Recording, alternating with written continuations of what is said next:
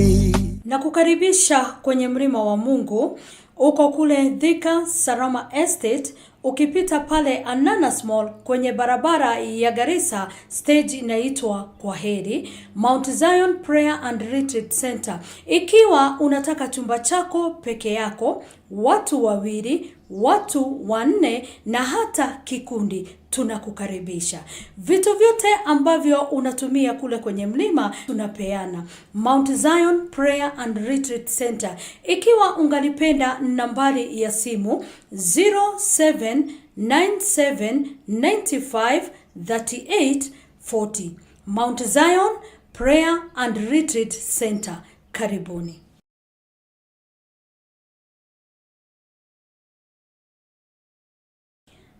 Na kukaribisha kwenye mlima wa Mungu, uko kule Thika Sarama Estate. Ukipita pale Ananas Mall kwenye barabara ya Garissa, stage inaitwa Kwaheri, Mount Zion Prayer and Retreat Center. Ikiwa unataka chumba chako peke yako, watu wawili, watu wanne na hata kikundi, tunakukaribisha. Vitu vyote ambavyo unatumia kule kwenye mlima tunapeana. Mount Zion Prayer and Retreat Center. Ikiwa ungalipenda nambari ya simu 0797953840. Mount Zion Prayer and Retreat Center. Karibuni. Good morning and a happy Monday to all the Rise and Thrive fanatics. I'd like to welcome you to yet another episode of great insights and great sharing of entrepreneurial practices that we bring to you here in Rise and Thrive. I'd like to thank you once again. Please feel free to share with us where you're watching from so that we can be able to interact with you and know exactly which questions you have for us today. This day we have a very interesting guest with us in studio. He is a very great man and a very personal friend of mine as well. A great entrepreneur in this country of Kenya. He has been known in different platforms. He's a moderator, he's in media, he's in so many fields, and I would be so happy for you guys to get to know him better.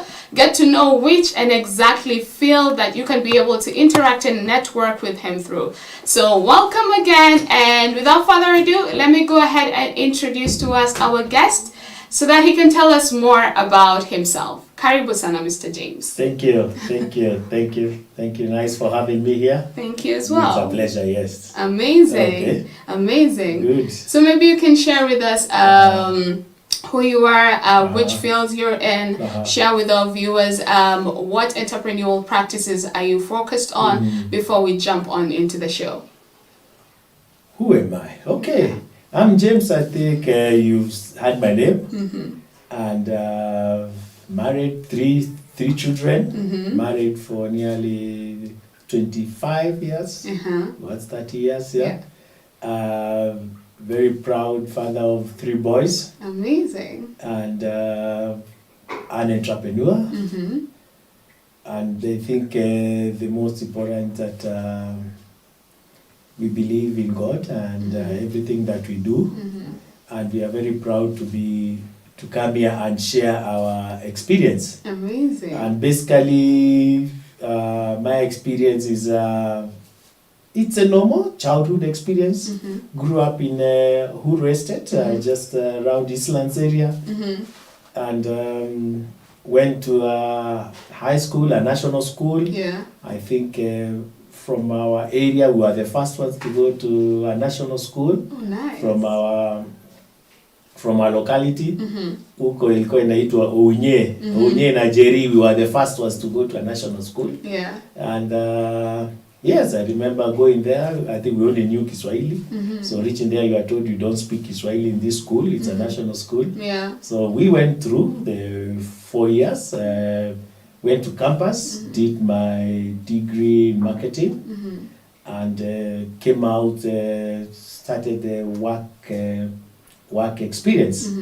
And I think one thing that I really enjoyed when I was in campus is we had an idol shamba in Matu, the area of Matu, and we started growing vegetables, Asian vegetables, and I think that financed a bit of my education. Although we were sponsored students, but you would have pocket money. Yeah. So every Saturday I will go to Matu and pick Asian vegetables, kalela, okra, sell them. So by Saturday afternoon, I'm the only guy with money in the afternoon. So everyone is waiting for me on Saturday afternoon to go party. So when you reach Nairobi by 6, you are the only one with nearly 3,000. That time 3,000 was a lot of money. Oh, wow. Yeah, actually those vegetables were quite a good business. So we started doing a bit of that business entrepreneur spirit. I also used to be the only photographer in my school, in Lenana school. And the competitive advantage I had was I was the only one who could produce photos on Monday. Oh. You take people on Sunday, Sunday they wear Sunday best. Yeah.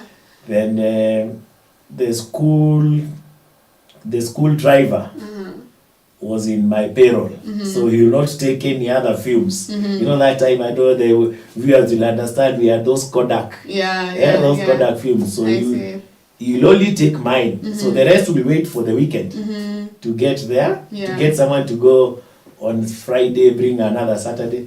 But mine on Monday, the driver is going to pick letters in town. He will pass, have mine printed out. So by evening, I've got photos and I'm making a bit of money. Yeah. So the entrepreneurial spirit started very early. Just trying to see how you can make a difference. And I think to me, what's important is that what difference can you make? Are you solving a problem?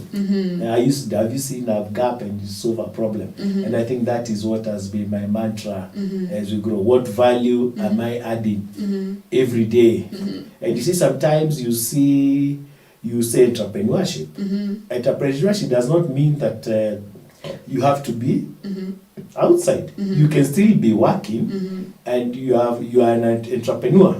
Because if you don't have a mindset of an entrepreneur, how will you sell for your boss if you are not an entrepreneur? Because an entrepreneur is about selling something that has value. Although, yes, and at the end of the day, an entrepreneur, even in the office, you are selling a service. Then the service, you are paid at the end of the month for that service. So that's still an entrepreneur, because it's a good that you are selling to the organization. And to me, that is a mindset really want to really encourage a lot of people, a lot of young people coming in the market. It's about ask yourself, what are you selling for the organization? You are not working, you are selling a service. So that service you sell, then you are able to be to be paid for that service. I think that's all about entrepreneurship. And even now organizations are coming in a way that they are encouraging people to be, actually you must behave like an entrepreneur in an organization. Otherwise no one is going to recruit you. Or you will not go up the ladder in those areas. So basically I've grown through. I'm 53 years old now, and still very very young. Still I've got so much to accomplish. So I feel very energetic. That's amazing. That's amazing. Maybe you can share with us, since you've said that entrepreneurship for you started from a very, very young age. And right now I'm actually a very high advocate for entrepreneurship, because I normally say people are currently shopping for people who are actually doing things. They're not shopping for papers. Nobody cares if you have a degree. While studying is important, but what exactly are you having that you can offer someone and they see value in it? But maybe you can share with us, with every great entrepreneur, there are a lot of challenges, especially because for you started from a very young age. Maybe you can share with us what are some of the challenges that you experienced, and let's pick up from there. I think one of the biggest challenges, even now we experience, even now in the morning, is not believing in yourself. Even now I was sitting on my desk wondering, can I do this project? Am I doing this project? I first go and have my tea and come back. Will this person accept? Believing in yourself is one of the biggest challenges of entrepreneurship. How do you shift the mindset? How can you be defined by the future? And I think that is, to me, that is one of the biggest challenges in entrepreneurship. How can you be defined by the future? How can you how can your mindset, how can you drive your mindset not to see the challenge, but to see the opportunity? So you are defined by what the opportunity in the market, not what you are facing now. In the morning, I'm hosting a conference and an award called Sustainability Brand Awards. Oh, nice. We are looking at sustainable products that are in the market. And you see, sustainable products are products that look at planet, you look at the environment, and you look at the people. So we are asking ourselves, where are these products? You see, sometimes this sustainability, you see it more like a boardroom discussion. But sometimes you find even the goods you are sitting on the table, they have been tweaked in a manner that they can save the environment, and they can help the people, and they can bring more profit to organization. Yes. So in the morning, you sit up in the morning, you want to work. Then you want wondering, what was I doing? What was I doing coming with these awards? Are they going to work? Yani, it takes you back nearly 4 months ago. And yet it's something I've been having for the last 3 years. Some form of imposter syndrome. Yes. So I said, what? Then I asked myself, what am I thinking? You see, what am I thinking? You know, so you try and take that feeling away. When you are aware of that feeling, then you are able to pack it. Yes. Then you dream about the future. Yeah. So sometimes you must keep on rehearsing. You know, you have to rehearse. How will your day look like? So I had to sit and rehearse my day. You know, no, my day cannot be defined by this thought that are just coming to my mind. Yeah. So I think that, to me, one of the biggest challenges is the mindset. Yeah. And the mindset, when you have a clear mind, when you have a clear vision, everything else flows. You know, entrepreneurs speak about money, speak about, money follows an idea. And I don't think there's anyone who, when you have a good idea and you have a good product that is solving a problem, then money is never a challenge to go after it. So entrepreneurship is about what problem are you solving? And what is the process? And what will the customer feel? If you cannot communicate when the customer takes your product, what is the story there? Then you are not able to sell it.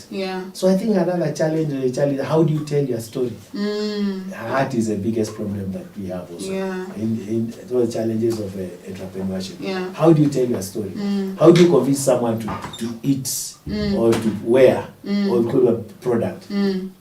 What is, after he has consumed your product, what does he feel? You know, if you cannot be able to describe that feeling, then the customer is not able to buy it. So that's what we struggle with every day in entrepreneurship. That is very true. You know, as you were just talking about how do you put out your product, or how do you sell your product, or how do you tell your story, I realized someone spoke something one day, if I remember very well, and they said, we don't sell products, we sell emotions. If you want to be successful in any field, especially entrepreneurial, don't make your customer feel like you're selling them a product, you want their money, but show them that you have their best interest at heart. And that comes in with what you've said, of course. How are you telling your story? So maybe you can share with us something. Where exactly did the push to go into entrepreneurship come in? Because as you've said, it started from a very young age. Did you have entrepreneurial parents? Or did you have a mentor who was probably an entrepreneur? Because as we know, many young kids grow up with this mentality. They want to be a pilot. They want to be a doctor. And it's because we see those things online. We see people turning into pilots, lawyers, doctors. So we also want to be like them. But for you, I haven't had pilot or doctor. You've given me a story whereby entrepreneurship didn't just start as a grown-up. Because most people go into it, of course. Maybe you don't have a choice. You're like, let me start selling goods, you know, the lawyer didn't work out, let me start selling goods. But you started from a very young age. So where did the desire germinate from? I think the desire came from, you see opportunities. Are you able to sort opportunities? Nice. And you see, when sometimes, as I was a farmer, even I remember during El Nino, there was an El Nino of 97. Maybe you can ask your parents about it. It was even worse than the one we had 2 years ago. And it wiped off my crop in Kitengela, where I was doing Asian vegetables. Yeah. You see, now I was doing Asian vegetables in Matu. Yeah. I decided to expand. I mean, because there were good contracts. I was getting good contracts. So I started doing it in Kitengela. And now the rains came. So you take your product to the airport, it is rejected. You take your product, they tell you there is water content, chemical content. Then I asked myself, if you can kill pests 40 kilometers away in Kitengela, why can I not kill pests in Nairobi? Okay. Yeah. Okay. I asked myself, why can I not kill those pests in Nairobi? So I started doing pest control business. I opened a pest control business. Yeah. And I opened it with, I remember I opened it with a friend, but I realized I'm the one who is bringing the business. So why not do it myself? Yeah. At that time I was working at Kenya Power. You see, I was working at Kenya Power, but I saw an opportunity. And this is what I want to encourage even your viewers. I saw an opportunity. Yeah. I was meeting a lot of people. And so what do I leave these people with? Yeah? That is not competing with my organization. Yeah. Yeah? I said that I need to do pest control for them. And any time I was in charge of Nairobi region, so any good customer, I would tell him, my wife does pest control. Yeah. So if you have a challenge, Yeah. come talk to me. So it is not aligned to your.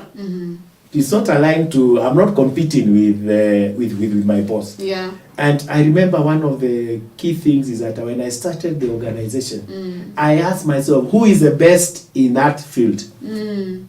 Because that is the person I'm going to mirror. Sometimes entrepreneurship, you must be the best. You must be the best in what you do. You must be the best in what you produce. Yeah. And I decided I must be the best, like the best organization. And that time it was Rentokill that was the best. Yeah. So I decided I will mirror Rentokill. What they use, I will use. Yeah. Where they go, I will go. In fact, I realized when I go to where multinational is, I go and bring a human face, the emotion you're saying. Yeah. When I bring the emotion, I get a job. Yeah.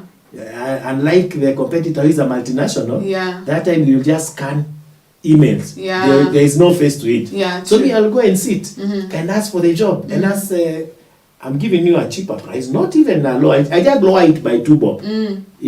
Because that was another thing as an entrepreneur. You don't become very cheap. Otherwise, you lose your market. Yeah. So where the market leader is, I just lower it by a shilling. Yeah, and I get a job. So I got very big jobs. KICC. I did state houses, all the state houses. I was doing them. I was doing big factories. I was just going to where the leader is, because where the leader is, there's a mistake. Because he's a big guy, so no one bothers with him. Yeah. Even if you complain, there's nowhere to go. Yeah. So it was a very good experience when I was still, when I was still working. I was running one of the biggest fumigation company, but I leveraged on my network. Yeah. I leveraged on my network. Yeah. So that's another question, entrepreneur. What do you do with your network? I remember I hosted even a golf tournament. Oh, nice. Yeah, I hosted a golf tournament when I was still working. So even one day I remember I was sitting in the morning. Then Kingani started speaking about the golf tournament. Because I think the guy who Maina, because Maina played, and I think he won. Either he won or something. So he was asked, "Oh, umeshinda kikombe ya mende." And everyone was in the morning show. It was a morning show. Yeah. Then I thought, I'm going to be sacked here today. Yeah. Oh yeah, hiyo tournament ya Ngomeli. Yeah. And even Kengani, one of his first gigs was in my golf tournament. Nice. He earned his first when he started his job. it was during, I told him to come and do a golf tournament. And I think that time I gave him 10,000. So to come and host the tournament. Yes. It was at Windsor. Yeah. I remember it was at Windsor. Yeah. So I think that's the journey I started, is entrepreneurship. How can I grow? How can I make a difference? And that's what started out growing. So by the time I was finishing, my term at Kenya Power, I had a business that was going on. Yeah. I had a business that was flowing, and I think that was one of the main things that it was easy to transition from the organization. Yeah. Even as I left, people used to wonder, how do you manage to pay school fees, these high cost schools and all that. I had another income that was driving. That was driving. Because pest control was it's really a profitable business when you do well. When you have a high value clients, it does very well for you. Yeah. Wow. Guys, I hope you're listening to this power-packed insightful segment. I mean, I am learning a lot. And one thing that has shocked me is that for him, entrepreneurship didn't just start out of the blue. Most people wait to go into it and they figure it as a route when everything else fails. But for him, he went head on from day one. And that is what has been able to gain him the great success that he's been able to gain. So kindly feel free to tell us where you're watching us from. Throw in your questions, throw in anything you want to ask. We will be here to answer it as we continue to get to know more and more about Mr. James. Yeah, I can see Carol Achieng is watching us and she's saying that, okay, we are all ears, jack of all trades. She's so happy. She's saying she's learning a lot, and keep your comments coming in and we will be more than happy to keep on giving feedback. So let's just move on to the next question. So here at Rise and Thrive, we like asking a couple of questions in terms of purpose. So maybe you can share with us, what is purpose to you? To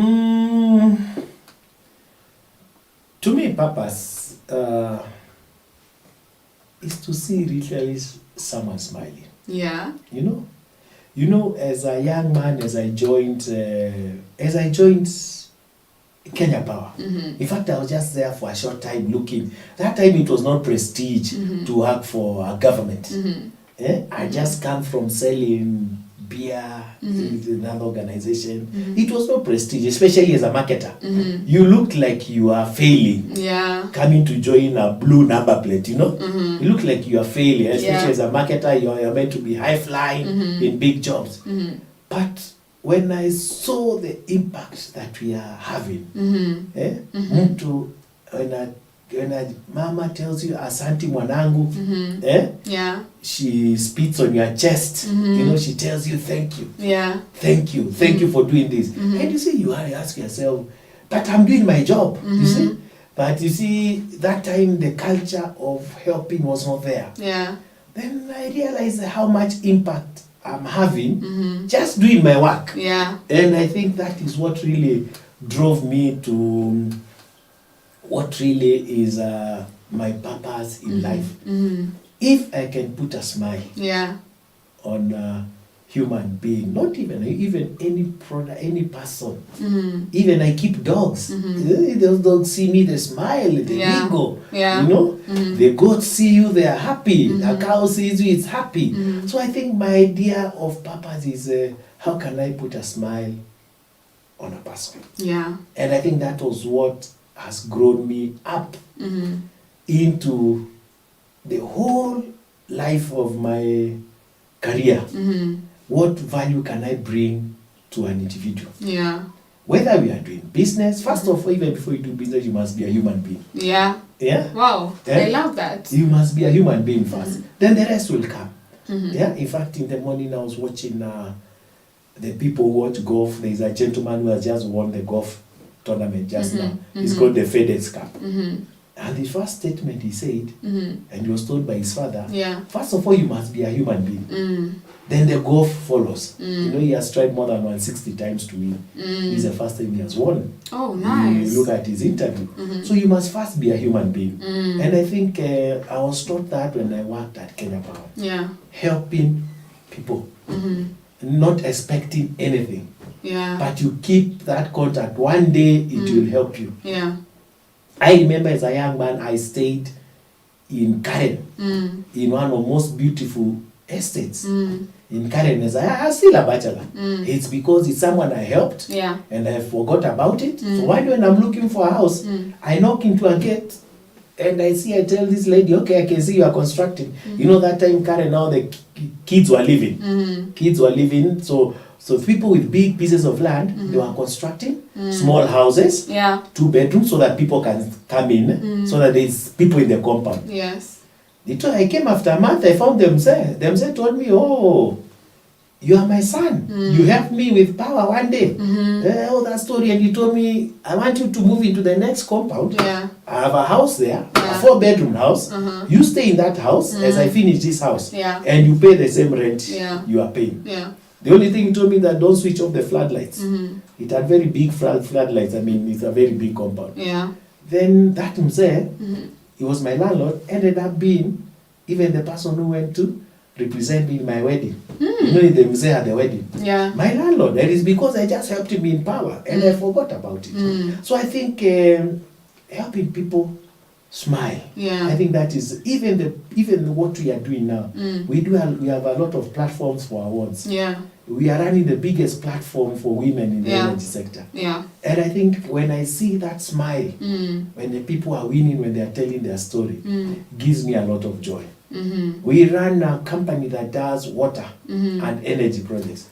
When you switch on that water pump and you see the smile on those faces, Yeah. you feel very good. Yeah. We have projects in Kitui Yeah. for water removing salt.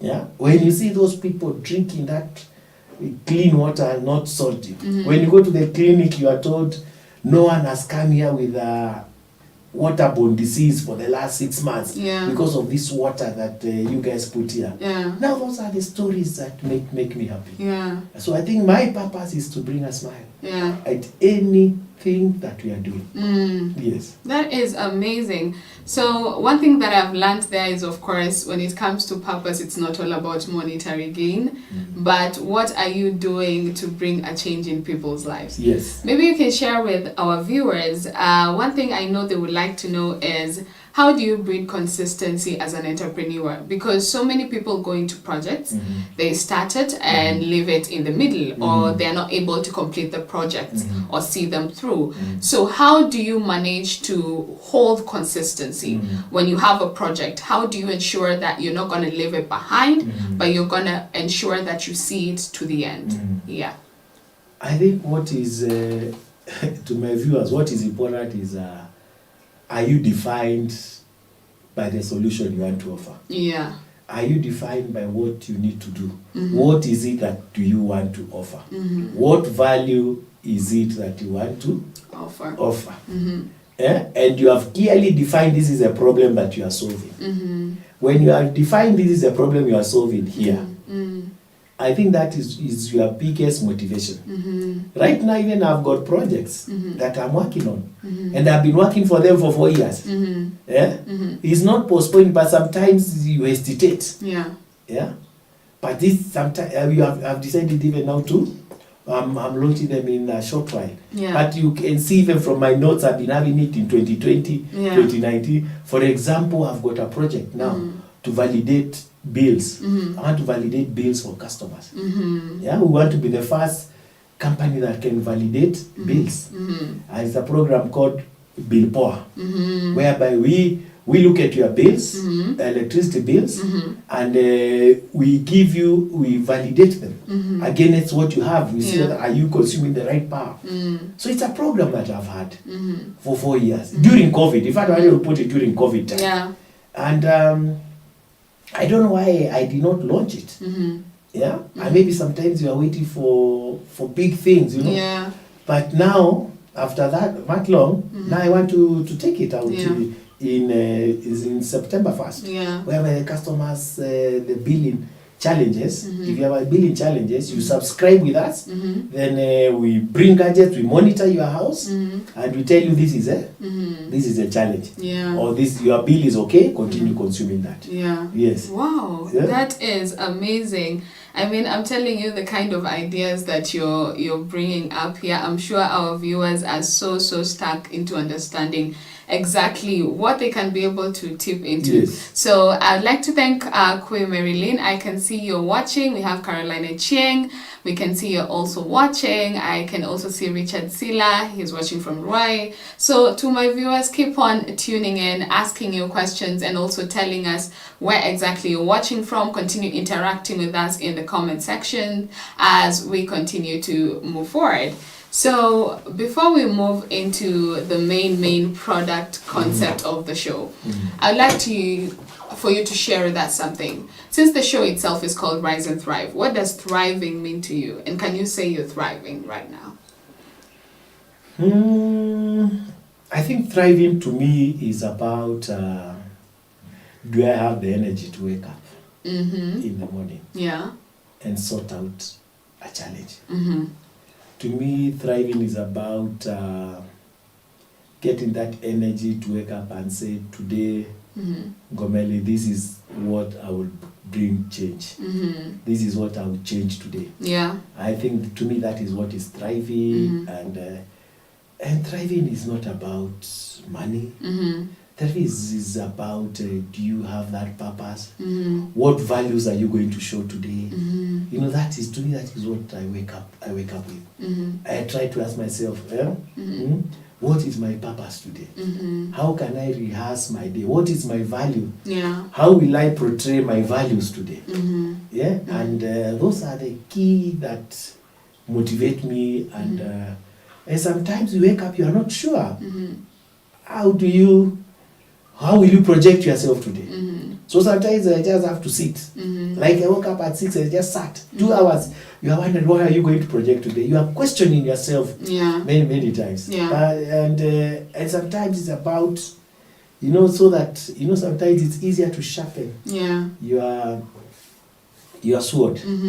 It's easier you spend 6 hours sharpening, then you go cut that tree in 10 minutes. Yeah. Than just going with a blunt object. Yeah. So sometimes my theories are just sit still until you get your purpose for the day. Until your purpose is clear. Sit still. You might think you are wasting time, but just sit still. So to me, that's what is called thriving. Ask myself, how am I going to solve a problem today? And I woke up, and that is what I try to do every day. And I've tried to train myself so that I don't see it like a waste of time. Sometimes you wake up and go. But even if I go, but I have to sit. And if I don't sit and ask myself that, I find myself, the day is just flowing. The day is just flowing. So really take time, meditate, and ask yourself, what are you solving today? Sometimes it takes 20 minutes, you are clear. Sometimes today it has taken me 2 hours to sit. In fact, I was wondering, I'm questioning myself the things I'm doing. I wonder, what? Is it me that is questioning myself all this? But I think now you get a clear way what you want to do. That is amazing. Maybe you can move forward to share with us something. When it comes to entrepreneurship, the biggest hurdle is normally execution. How do you ensure that you have an idea and you actually turn it from an idea to actually a working project? How do you ensure that it doesn't just remain to be an idea, but it's executed? Yes. The biggest challenge is, to me, it's execution. And we suffer from that, all of us. But I think what I do is that I write putting it down. I put it down in you see, have you organized a wedding committee where you write those things? If each project can be like a wedding committee, each small item of the project, you write it down. Whether it's 50 or 60 things you're meant to do. I do that. In fact, my bag is full of those, I buy files. So I pick up that project, write down everything that is meant to be done, put it in an Excel sheet. So every day, every time, everyone I'm looking at that document, and the gap is there. Have you written anything about it? Yeah. Have you written anything about it? Yeah. So sometimes then you are scared of looking at it. Yeah? So instead of looking at it, you look at your phone. Yeah. And that's why I decided I'd be printing mine, because I run so many projects at the same time. So if I don't write it down, and I write it and I print it out in the morning before I leave the house, this is what I'm doing. Yeah. And I print it out and I move with it. So that is what I look at. Even if I deviate, I still look at that. Yeah. Look at that work, is it? Yeah. So to me, it's about you must write down. You must write down, and when it's written, then you see it. Yeah. You'll either avoid it, but you'll just see it there. It's meant to be done. It's meant to be done. Yeah. So to me, execution is about and asking yourself, what does the end of the day look like? And I still ask myself, how is the end of the day going to look like? So you just try to rehearse the day. At 6, what will you stand and say you have done? So that's also what big challenge. Yeah. What will I say at 8 I've done? Yeah. And so you're already 7 Yeah. in the morning. So what will you have said at 8 you have done? So I think, so you think through. So it gives you a chance to think through. And sometimes the thinking can take time. Yeah. But it's not a waste of time. Yeah. Yes. Yeah. So to me, that is what the execution it is. And sometimes also that consistency of doing the small bits. Sometimes if you see it's overwhelming, just break it into small bits. And the other thing is that don't worry about what people are saying. Yeah. Just concentrate on the process. Yeah. I've worked on the processes myself for so long. Yeah. And the process is never failing. Yeah. The process. Yeah. Just look up. If you look up to see, then you might see a lot of bumps. Yeah. But you do the process. You go with the process, and you'll get to where you want to go. Amazing, Yeah. amazing. Yeah. To our viewers, kindly share with us what you understand by execution as well, and what you've learned from Mr. James here. I mean, there's so many people whom can have projects, and I love what you have said about writing it down. Even the word of God actually pushes us to write down our visions in Habakkuk 2:3. Yes. Write down your vision. Yes. So it has to be written down so that you can know how you're going to follow it up and have the consistency to remember, I have something to do and I'm gonna need to do it. Yes. So maybe let me move on to ask you this crucial question. How do you deal with disappointment as an entrepreneur? Because disappointments are always going to arise. There is no field you're going to step into where you're not going to figure out or come across hurdles that may make you, for example, doubt if you are in the right field, doubt if this is what you are called to do. But yet again, you actually feel that in your heart, this is what you are actually created to do. But due to failures and disappointments, so many people break down on the way and decide to relinquish the vision. So how do you deal with disappointment as an entrepreneur? How do you ensure you're not one of the people who fall off the race, but keep on moving even though distractions and hurdles keep popping up on the way? Yeah. Well, disappointments, you know, the biggest disappointment I see is if you don't wake up in the morning. Yeah? Yeah. And to me, provided you have woken up, remember there are people who are somewhere who have not woken up, Yeah. who are on a drip, they can't wake up. Yeah. And you have woken up. Yeah. So I think that thing really motivates me. It gives me 99% okay. God has given you 99%. Yeah. Yeah? Yeah. The 1% you go reach it out. And I think it's about the mindset. Yes, disappointments are there. And sometimes we don't call them disappointments. We just call them learning experiences. Oh, wow. Yes, those are learning Guys, experiences. disappointments are not disappointments, Yeah, not they are disappointments. learning experiences. It's a learning experience. If someone rejects your product, you go tweak it again Yeah. and come back. Yeah. Yeah? Yeah. Disappointments are those are feelings you must not have. You must be defined. Remember, always there's something that made you wake up to go for that opportunity. Yeah. Yeah? Yeah. There's something that made you wake up to go for that opportunity. Even in your business that you have started, you focus that you are doing something on skincare. Yeah. Yeah. Even if there is a lot of noise in between, Yeah. but you are less sure, you are sorting out an issue of skincare. Yeah, so the challenges will be there, and you face them. With all those challenges, then you have no product. Yeah. With all those challenges, I mean, even a plane flies over. See, it flies off when it's against the wind and traffic. Yeah.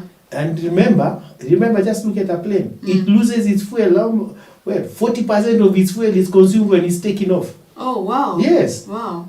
So when you're starting your journey, that is where all the energy goes. Oh, wow. Yeah. I hope you please repeat that. Please repeat that. I feel like we need to capture this deeper. Yeah. I'm telling you, a plane loses 40% of its fuel during takeoff. Yeah. When it's cruising there, it doesn't consume any fuel. But during takeoff, and when it's just pushing and trying and gliding and coming, and that is the most stressing time for even a pilot. And then the biggest challenge of a pilot is during takeoff. When you have got the full fuel there, when you have the passengers there, and everything. So that's the same thing with a brand. Well, what you are trying to produce as an entrepreneur, the takeoff is the most difficult part of it. But when it gets somewhere, it cruises. So that's, to me, that's where it is. And it's not about disappointed. It's about learning. Like a small baby. When he's walking, he started to learn how to walk. He falls down and stands up. And he laughs at you and continue walking. You are the one who's worried that he has hit her head on the...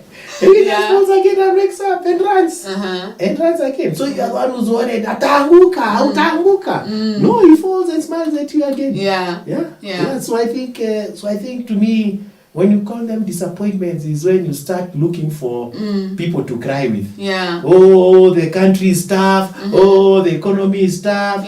Oh, it is this. It is this government this. It is this government this. Those are symptoms of disappointment. But I can assure you that when you stop calling it disappointment, you call it a learning, move back, reevaluate, and go back again.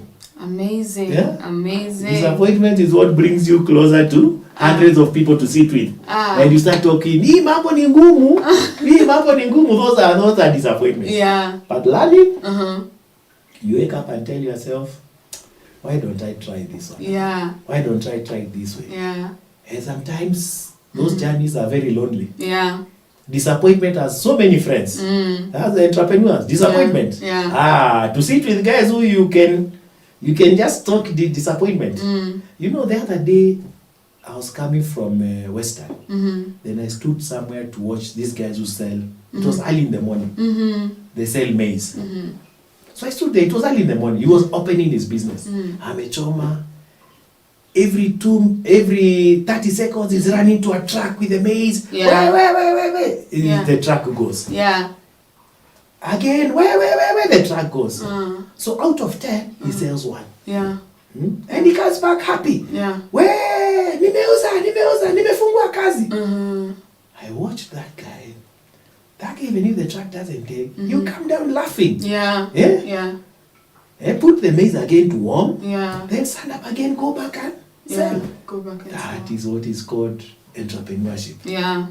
Wow. Guys, keep the comments coming in. I can see Richard Sila is on fire.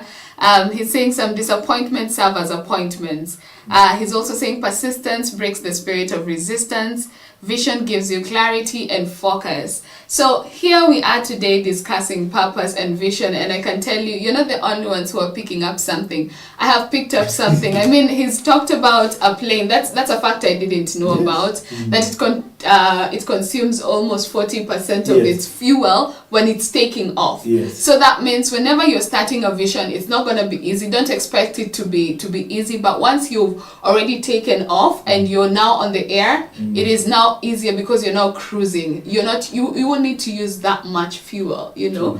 So I am really learning a lot, and thank you so much, Mr. James, for sharing these nuggets of wisdom. Let us move forward. Share with us currently right now? What projects are you in? What fields are you focused on? And what changes are you making in the country? Let me start with what was giving me a headache in the morning today. I was wondering whether am I still in the right path. We have worked, I've been in the sector for 30 years, energy sector. And I was looking at what we call sustainability. And that word is being talked in the boardroom, but people are not understanding it. Yeah. Even the sustainability reports, if you see on whatever, they are launched in small rooms in the boardrooms. And people don't understand that. Yeah. And 4 years ago, I decided to come with the Sustainability Awards. If we are all looking at how to make the planet better, how to make people better, and how to make profits. Because people have seen sustainability like CSR. Yeah. It is not CSR. So you must make profits as you take care of the earth. And this is what now I want to bring up. And there are a lot of people in the value chain who are helping in this journey of sustainability for organizations. Yeah. We have got HR, we have got finance, we have got a lot of sectors in that. But those people are never mentioned when this product is on the table. Yeah. Like this water could have undergone a process. But in this water, there's a lawyer in it, there's a marketer in it, there's a procurement person in it. He has a role to play to bring that clean water on the table. Yeah. So we have got that Sustainability Awards. Yeah. And on top of that, we want to see, we are forming an organization called Marketers Accelerating Trade in Africa. What are we doing? We are doing these sustainable goods. How can they be traded across Africa? Wow. And we have seen that the biggest challenge we have is that we already have the documents for trading, but the trade is not happening. Why? Because the marketers are not in the picture. Yeah? And marketing is about, it's about building trust. It's about developing the brand. It's about communicating it. And this is now what we want to bring across the country. Yeah. So that's the association that we are forming. And we want to sit with a lot of members of government and all that to see what is our role in driving this big to Africa free trade. Yeah. And that is the direction we should look at. You know, I ask myself, I'm 54 years old. Will I be bidding for the same jobs like a 30-year-old? No. You must scale. And that's why now we are moving to scale in Africa free trade area. Yeah. That is the area that we want to sit in. Yeah. So that's one of the biggest projects that we are doing now.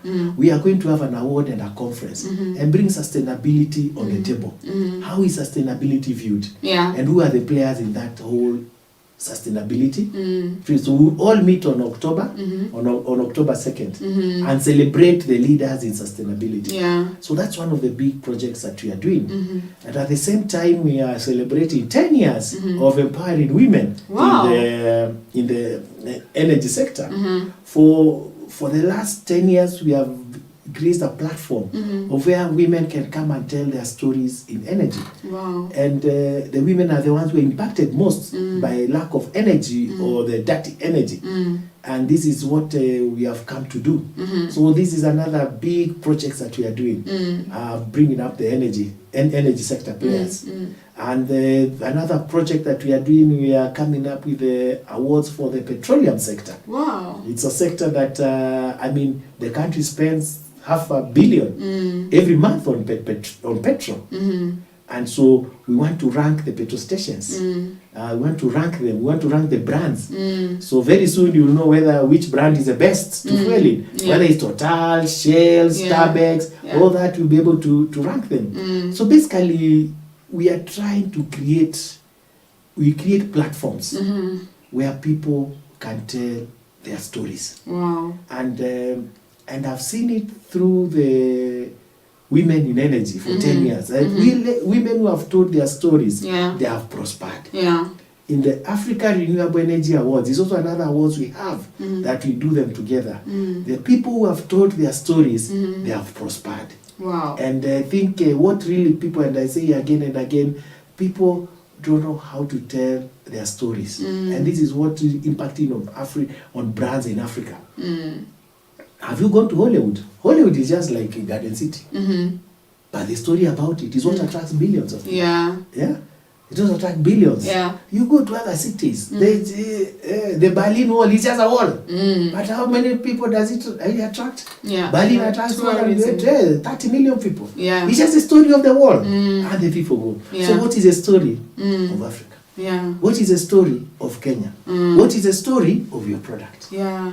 That is what we want to encourage and build. Yeah. And the stories that can bring profits. Yeah, this is what we are trying to do. Yeah. And that's why I'm very passionate about scaling up our discussions about products, even your products. Very soon you should start selling outside the country. Yeah.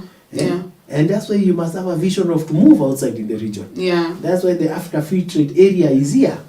But it's not mentioned. Only less than 20% know there's that community. Yeah. That is what we want to raise. Yeah. So I think we have a lot of, apart from the platforms that we do, because now we create those platforms that people can tell their story. We also, as I told you, that we are launching a bill validation service. The bill power. The bill power. Bill power. If you feel you have a challenge with your bill, we are here to verify it for you. Yeah. We are here to confirm that you are paying the right bill. Yeah. We are here to be your advocacy. When we are talking to Kenya Power. Yeah. So if you have that challenge of a bill, if you have a big bill, and now from there we tell you this is what to do. You know, sometimes people are being told, oh, go install solar. But sometimes the problem, you have a wound, but instead of the wound, you cover it with a bandage. Yeah. Because solar is just covering the bandage. Yeah. Let us investigate your bill.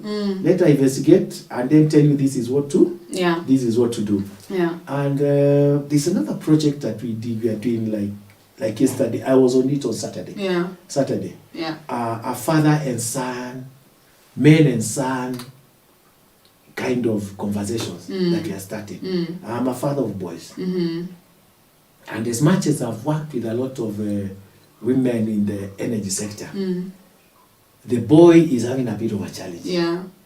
And we want to come and speak to the fathers. Because the boys, the image of the son is derived from the father. Yeah. Or for the men who take care of them. So we started a good conversation on Saturday where we brought leaders to speak about health and fitness and son. Because realize even me, I'd never discussed about health issues with my son. What image do you give about health?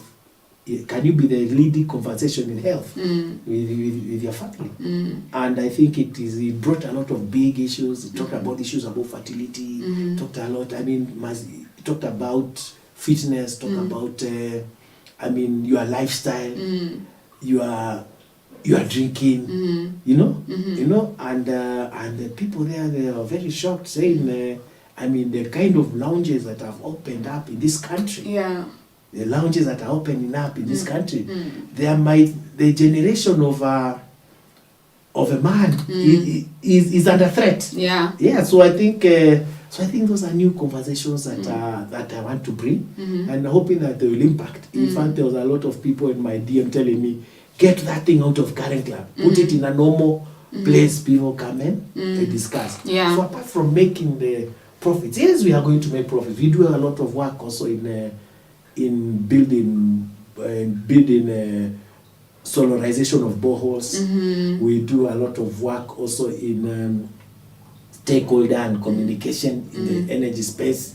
So we have contracts with the World Bank to do a lot of work in that. Yeah. But to me, sometimes I look at how do you impact communities that are around you. And I can assure you, when you impact, money follows. Yeah. There is a way that thing equalizes itself. Yeah. You might find its ways, but no. But people follow, money follows where you take value.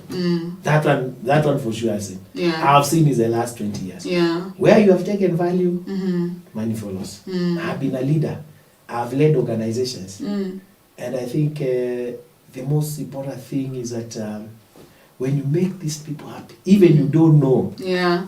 Even you don't know when you are succeeding, you don't know. Yeah. You look back and ask yourself, Allah, these things happened. You just say, okay, they happened, yeah. I feel like whatever you've just said, it keeps drawing back to what we stated at the beginning, Yes. where we said that when it comes to brands, when it comes to a successful brand, it doesn't sell the product, it sells emotions, you know, because you keep talking about making people smile, and even in the Bible, actually, anybody who made the king smile, favor and monetary value followed them, you know.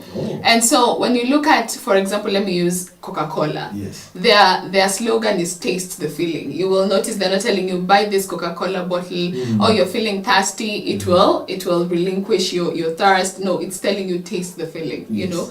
When you check out Nike, their slogan is just do it. It's motivational. Yes. You'll realize all the successful brands are capitalizing on feelings, not the product itself. Nobody wants to feel like you're telling them, take this, give me your money, you know. But they want to feel like, oh, they have my best interest at heart. That's why they're offering me this. Yes. It's a form of psychological type of understanding. And so when it comes to products, a successful entrepreneur is one, you have to make impact, and that impact has to come through emotions, not just the product, you know.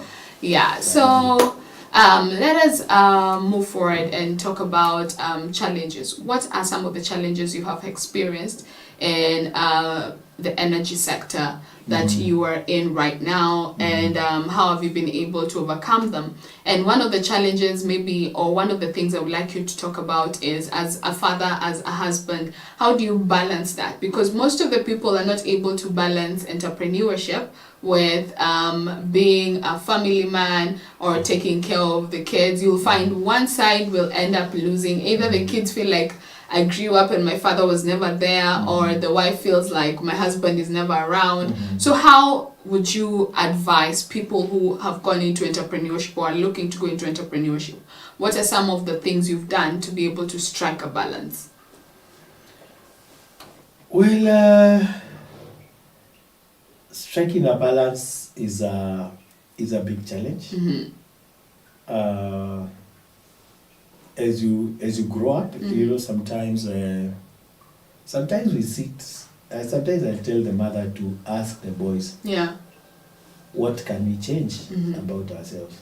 So boys, not many parents do that. Yes, they ask themselves, what can we change? What do you want me to change?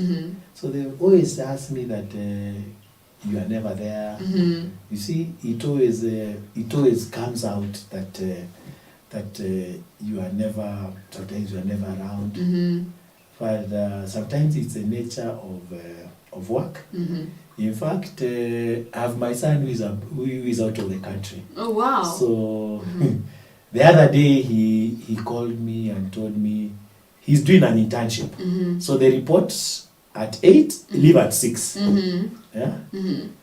And so he cycles to work and comes back to work. So the other day is when he was telling me, now Dad, I'm starting to relate. I'm starting to relate with you when you come to the house and you sit on the chair, you just slump and sleep. He understands now. It's never been easy. No, it has never been easy.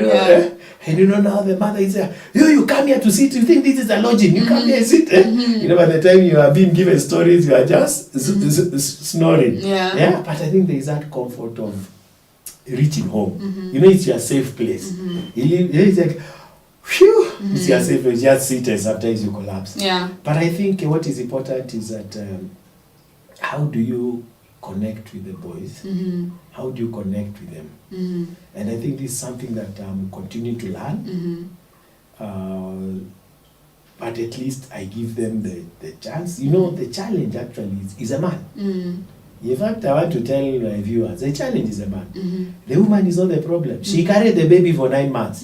So they are connected forever. We are the ones who have to be very intentional. So one of the things that ensure that even my wife is not known in school, I'm the one who is known. Oh, wow. So all parent-teacher meetings? All parent-teachers, I never miss them. If I miss them, I'm out of the country. That's nice. Yes, so they know. In fact, it's only that if we want things to be discussed very deeply, then I tell my wife, can you take that teacher for tea? We discuss. But I'm there with them fully. And there was a time I missed one, and my son always remembers it. Just one. Until now. Had you promised him you'd show up? Of course I was going to show up, but I got late. Yeah, whatever reason it is, I got late. And he's never forgotten. He has never forgotten. In fact, I came when he was just finishing, and the guy just saw me, he just cried. Oh my God. Yeah. So from there on, I cancelled everything that is about. If there is a day of the children, you go do. I'm not doing. Yeah. Yeah. Those hours they just come and spend. Yeah. So I think. I think striking a balance is what is important. It's not easy. Every home has its own rule book, but even as an entrepreneur, I ensure that there are moments that we are together, and especially for the man, and it's not about providing, it's about being there. Yeah, that's true. In fact, that is the biggest thing, because you can still put them on a holiday, they go. You can still put them on a holiday, they You can go. give them money. You can give them money. But still they claim you didn't do enough. You didn't do enough. You are not there. So I think that presence is what is there. So every morning we have tea together with them. Every morning we have breakfast with them. And they are there. Every evening, sometimes evening I can come early and leave, sit with them and do what's meant to be done, then leave. Yeah. We train together with them. Wow. We do, whether it's press ups and all the teasing, we do teasing with them together. Hey, you do gymming. Yes, we gym together with them. We can run together with them. Yeah. So in a week I create, because I always ensure that I have to have a different strategy than the mother. Yeah. If all of us, me and the mother, we are waking up with the same language for the kids, then I'm the one who's failing. Yeah. I must have a different strategy for them every morning. Every morning must have a different strategy. You must speak a different language with them. And I think that's always what I try to. So sometimes I give them leeway when they go visit their aunties. Yeah. Yeah. So there they can just wake up at 10, make eggs the whole day. Yeah. Yeah. Yeah. Yeah. So sometimes you give them that leeway. Yeah. But I think it's never easy. Balancing the two. And we talked about challenges in the energy sector. Yeah. Those challenges are what gives us opportunity. Yeah.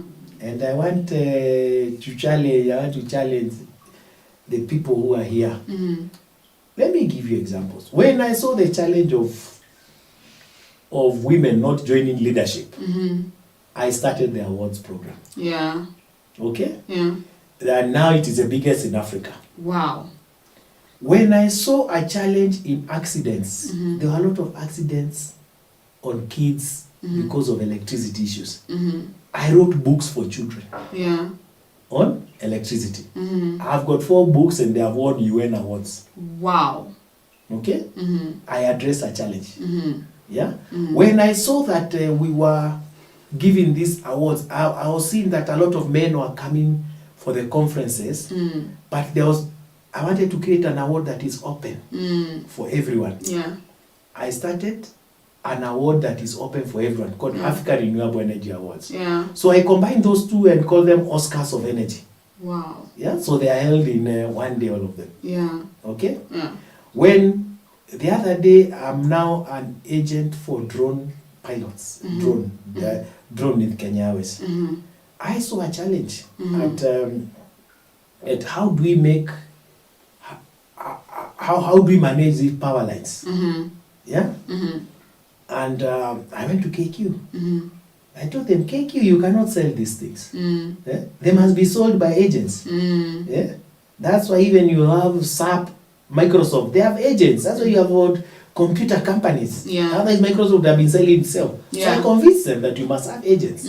So now we are working with them in drone. So I addressed a problem. You see a problem, and you go and look for how do you address a solution. Yeah. We are doing, I'm doing metering. Metering, smart metering. Now you have got meters you can see from the phone. Yeah. You can see those meters from the phone. Wow. Yeah. We are addressing that challenge of accurate metering. So, and also, what did we do? We went and looked for the best. I went and looked for the best company in metering. I joined hands with them, and we went to the biggest company that wants to do metering, Safaricom. And I brought a solution to them. And we did, and we are now in a solution of providing meters to customers and institutions. Yeah. When I was 6 years ago, I lost a very big job on in the power sector because of stakeholder engagement. It's because of stakeholders, they were not consulted. We lost a very big project where I was one of the project managers. What did I do? We continued. I formed an organization that does stakeholder engagement and marketing for the energy sector. Now we do a lot of work for World Bank, we do a lot of work for those guys. So I see a problem. I ask myself, what solutions can I offer? And I think to me that is what is all about entrepreneurship. You see it, and then you ask yourself, where can you get support to finish the problem? Wow. I love what you have said. Guys, if there is a problem, find a solution to it. That's the only way to figuring out entrepreneurship. And maybe we can stumble upon the last question that we're going to answer very shortly so that we can be able to encourage our guests. What would you tell someone out there who's looking to venture into entrepreneurship as well? Maybe it's their first time. They feel like God is calling them towards that direction. What would you encourage them? What would you tell them? And maybe they may be struggling with doubt. You know, there are certain big projects, as you've said. This morning you woke up and there was that project you were thinking about and you were like, what am I thinking to even go into this? Of course, people battle doubt every single day. But how are you going to encourage someone who is looking to go into a certain field out there? I think you must be very intentional. And you must be defined by the vision of the future. You must be defined by the good thing of that project, that product. If you are doing, for example, if you are skincare, you must be defined by how the person will look after he has used your product. That is what should wake you up. That is what should give you the smile. See, you know that product has done. So you must celebrate the event even before it has occurred. You must celebrate it has worked. And to me, let me tell you, that is the most profound thing that I've ever encountered. You must celebrate the future. You must be defined by the future. You must feel that you have done it. If you don't feel that way, you'll never start. True. And when you feel that way, then things follow. I hosted a conference in Kampala. That one, I don't know whether, sometimes that's what you ask yourself, hey, was I high or what? You ever ask yourself that question? When you ask yourself, what were you taking? But I hadn't hosted it. I didn't have money. I mean, but by the time I was going for the conference, 4 days before the conference, I received a message from the bank. I'm in Kampala. The bank tells me, can you tell us where this amount has come from? I asked which amount. I told my wife, can you go check? Can you go check the bank, what is this amount? It was a huge amount donation for the conference. I told my wife, hey, can you take a flight? And can I tell you, I was hosting the conference. I was not even thinking about photographer. I was not even thinking about decorations. Those things were not in my mind. And when the money came, nikaanza kufikiria hiyo mambo. But the conference, I was going to hold it. So you must, I think what is important, and you must celebrate your win before it even happens. You must celebrate your products are solving problems. If you are not, you must be on that state of mind. And let me tell you, one day you look back and ask yourself, wow, was this me? That's the way, and that's the way I have survived. And that's why I have survived through my career. You look at the best situation. Sometimes later is when you ask yourself, hi, you did all this. People are not telling you did all this. You think it's normal. But you are high on, you are celebrating your your brands. You are Yeah. celebrating your brands doing well. Yeah. Yes, there are the challenges, but your mindset, you are celebrating. Yeah. You are celebrating your skin products. Yeah. You are celebrating that they are solving. Yeah. They are solving problems. Yeah, you Yeah. are celebrating that. Yeah. So you realize that the rest are just small. And let me tell you, there's something infectious about being positive. Eh? You can be positive and it will infect even someone who is in Australia. Wow. You cannot define it. But there's something infectious about it. Yeah? There's something infectious about being positive. That's why sometimes when you want to buy a car, when you want to buy the Subaru, all of a sudden you start seeing those Subarus all over. You are not seeing them. Yeah. You start seeing Allah. You start seeing Allah. You know, now with the showroom, and you start seeing people driving them. But before that, you are not Seeing them. Yeah, so I think that is a big picture that you must be driven Yeah. by celebrating Yeah. that it has happened. Yeah. Yes. Wow. Yeah. Wow. That means, as we have been told, you need to celebrate your wins before they come in. Before they come. You don't have to be big for you to celebrate. Start celebrating now. And that positivity is what is going to drive not only you, but other people to actually want to be associated with what you're doing and what the journey that you're taking. So ladies and gentlemen, I'd like to thank you so much for joining us today. This has been Rise and Thrive, the show where ambition meets action.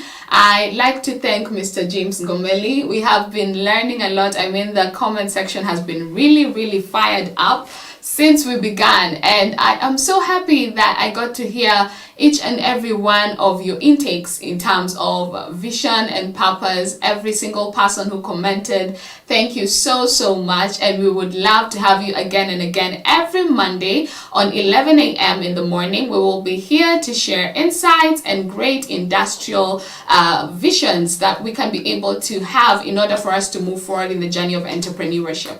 In this day and age, entrepreneurship is not just something that is there to be done, but it is mandatory in order for each and every one of us to be able to achieve our dreams and goals and visions that we have. So thank you once again for joining us again and again. See you very soon next Monday as we bring more and more insights to you, and we will be more than happy to continue interacting. Thank you so much for joining us. I have been your host, Sila, and till next time, have a lovely day.